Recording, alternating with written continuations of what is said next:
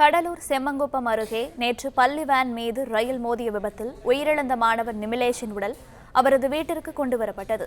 மாணவனின் உடலுக்கு உறவினர்கள் மற்றும் ஊர் மக்கள் அஞ்சலி செலுத்தி வருகின்றனர்.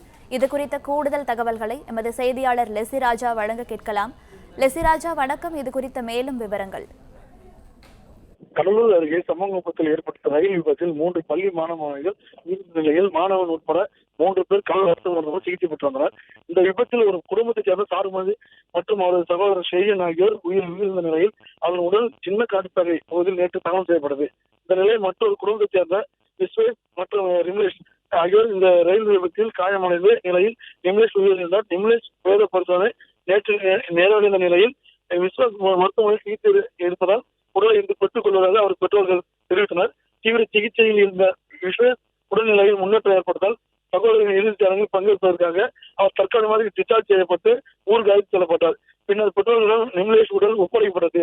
நிமிலேஷ் உடல் கடலூர் அருகே தொண்டமலாத்தம் கிராமத்திற்கு எடுத்துச் செல்லப்பட்ட போது அங்கு இருந்த மக்கள் கதறி எழுதினர். மேலும் தொண்டமலாத்தம் கிராமமே சோகத்தில் மூழ்கியது. இறந்த மாணவ மாணவர்களுக்கு அஞ்சலி தெரிவிக்கும் விதமாக 2வது நாளாக உயிரிழந்த மாணவ மாணவர்கள் படித்த தனியார் பள்ளிக்கூடத்திற்கு விடுமுறை அளிக்கப்பட்டுள்ளது. பிளே ஸ்டோர் மற்றும் ஆப் ஸ்டோரில் இருந்து பாலிமர் செயலியை QR கோடு மூலம் பதிவிறக்கம் செய்யுங்கள். செய்திகளை உடனுக்குடன் பெறுங்கள்.